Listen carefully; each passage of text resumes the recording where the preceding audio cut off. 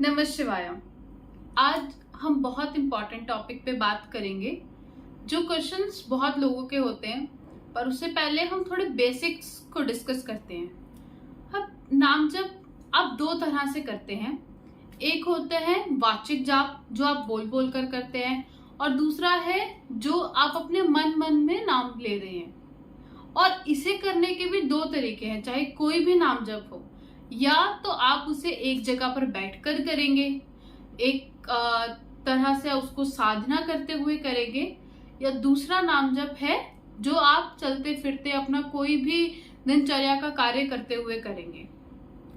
तो अब जब आप चलते फिरते नाम जप कर रहे हैं, तब आपको कोई विशेष ध्यान नहीं देना, आप उसे कहीं पर भी कर सकते हैं।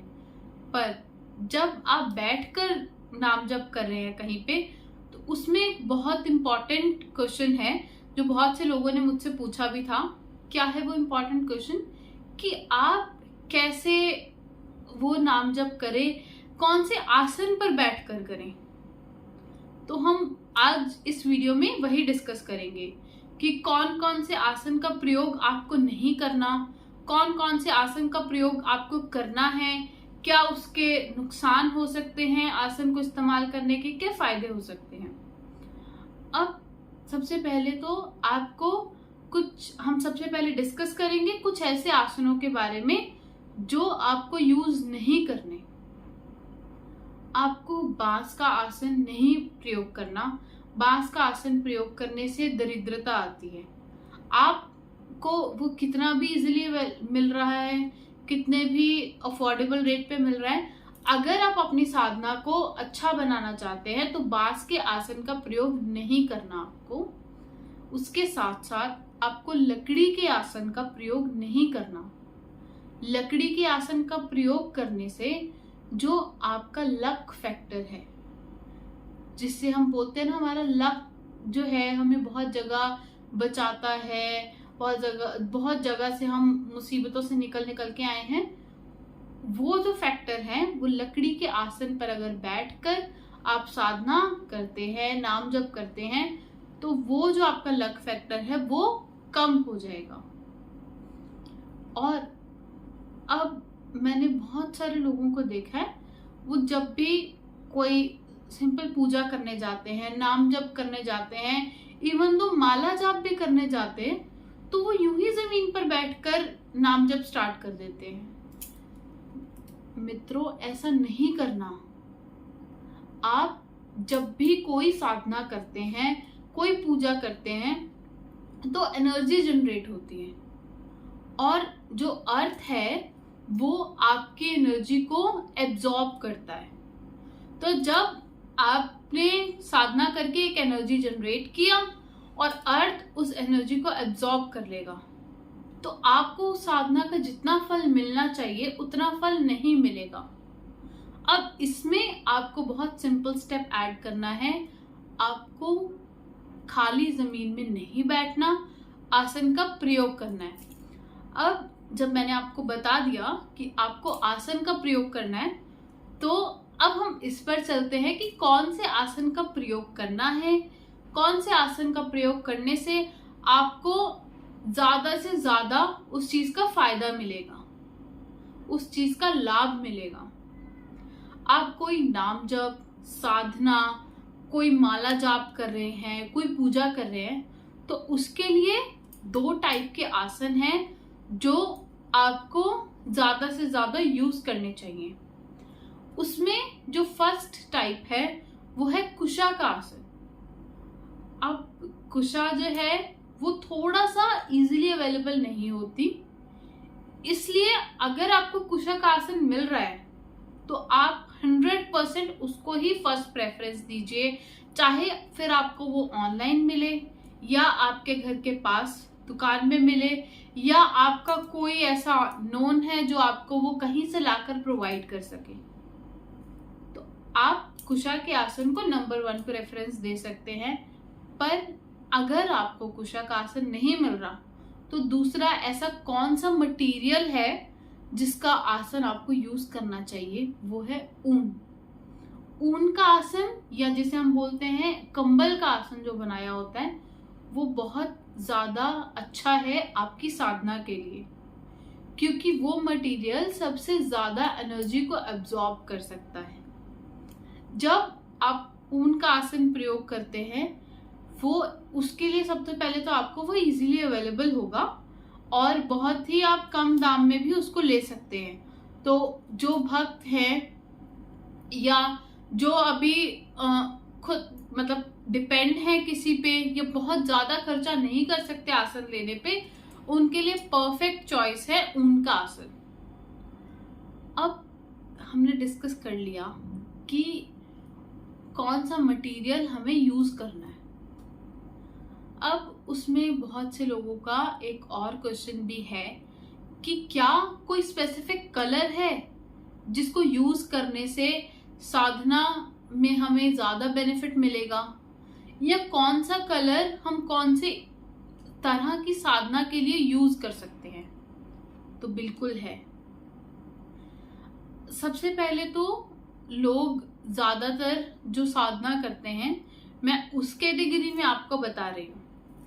अगर आप किसी देवी की साधना करते हैं या हनुमान जी की साधना करते हैं, तो उसके लिए जो सबसे परफेक्ट कलर है या जो आपकी नंबर 1 चॉइस होनी चाहिए, वो है रेड कलर। क्योंकि रेड कलर जो है वो हनुमान जी को भी प्यारा है, और अगर आपने कोई भी देवी की साधना करने का निश्चय किया है तो उसके लिए भी एकदम अप्रोप्रिएट चॉइस है। देन सेकंड, अगर आप कोई और साधना कर रहे हैं किसी भी भगवान की, शिव की, कृष्ण की, राम की, कोई भी और किसी भगवान की साधना कर रहे हैं, तो उसके लिए आप येलो कलर का अगर आसन यूज करते हैं तो वो आपके लिए एक बहुत अच्छी चॉइस हो सकती है, बहुत ही परफेक्ट चॉइस हो सकती है। तो अब मैंने आपको बताया रेड देवी या हनुमान जी की साधना के लिए, येलो किसी और भगवान की साधना के लिए। पर अगर आप बटुक भैरव साधना, फिर से मैं आपको बता दूं, बटुक भैरव की साधना आप घर में कर सकते हैं, पर भैरव की साधना आप घर में करने से थोड़ा परहेज कीजिए, वो साधना घर में नहीं होती। और अगर आप माँ काली की साधना कर रहे हैं, उनका नाम जप कर रहे हैं, तो आपके लिए जो बेस्ट चॉइस होगी कलर की, वो है ब्लैक। तो बटुक भैरव की साधना के लिए, माँ काली की साधना के लिए आप ब्लैक कलर का आसन यूज कर सकते हैं। अब हमने इस वीडियो में अभी तक डिस्कस किया मटेरियल कौन से यूज नहीं करने हैं, कौन से यूज करने हैं, कौन से कलर्स। अब आपने एक बहुत अच्छा आसन खरीद लिया, आपने एक बहुत अच्छा आसन ले लिया। अब उस आसन को मेंटेन करने के लिए आपको क्या करना है, किन किन चीजों का ध्यान देना है, वो मैं आपको बताती हूँ। अब सबसे पहले आपने जो भी आसन लिया है उसको आप ये समझिए कि ये एक बहुत इंपॉर्टेंट टूल है आपकी साधना के लिए। मैंने आपको स्टार्टिंग में बताया था, जो एनर्जी है उसको प्रिजर्व करना है, आपको उसको सहेज के संभाल के रखना है। तो वो आप कैसे रख सकते हैं? उस आसन में जिसमें बैठकर आप साधना कर रहे हैं। तो वो आसन को आपको बहुत आदर पूर्वक रखना है और जहां कहां नहीं फेंक देना। साधना हुई, पूजा पाठ हुआ, वहीं पे ही छोड़ के चले गए, अब कोई और आएगा, जो भी आएगा इसको ठीक करेगा, वही उठा के रख देगा, नहीं। नाम जप आपका है, फल आपको चाहिए, तो आसन का ख्याल भी आपको ही रखना पड़ेगा। अगर आप में से कोई माला पर नाम जप करता है, तो जैसे अपनी माला को संभाल कर रखना चाहिए, वैसे ही उस माला को जिस पर आप बैठकर कर रहे हैं, उस आसन को भी आपको बहुत संभाल के रखना है। फिर आपको किसी और को टच नहीं करने देना, उस आसन को खुद ही संभाल के रखना है और उसका सम्मान करना है। बेवजह उसको पैरों में मत लीजिए। आपकी पूजा खत्म हो गई है, अब आपको उठना है, उस आसन पर आप डायरेक्टली अपने पैर मत डालिए।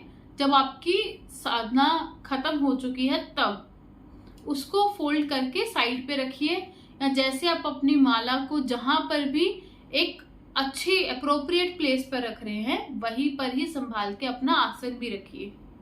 वो जगह आपके लिए कोई भी हो सकती है। अगर आप मंदिर में रख पाए जहां पर बैठकर आप कर रहे हैं साधना तो बहुत बढ़िया, पर अगर आपके घर में कोई और कोना है जहां पर बैठकर या आप अपने रूम में बैठकर साधना करते हैं तो वहीं पर अगर कोई आपके पास ड्रॉर है, कोई कबर्ड है, वहां पर संभाल के रखिए। और अगर आप में से जो बहुत से लोग हैं वो साकाम साधना करते हैं, कोई प्रण लेकर, कोई 21 डेज के लिए, 40 डेज के लिए, ऐसे अगर आपने कोई भी प्रण लिया है तो उस केस में जब तक आपका वो ड्यूरेशन कंप्लीट नहीं हो रहा तब तक आप कोशिश कीजिए कि कोई भी उसे टच ना करे। तो ये कुछ बातें हैं जिनका आपको विशेष ध्यान रखना है।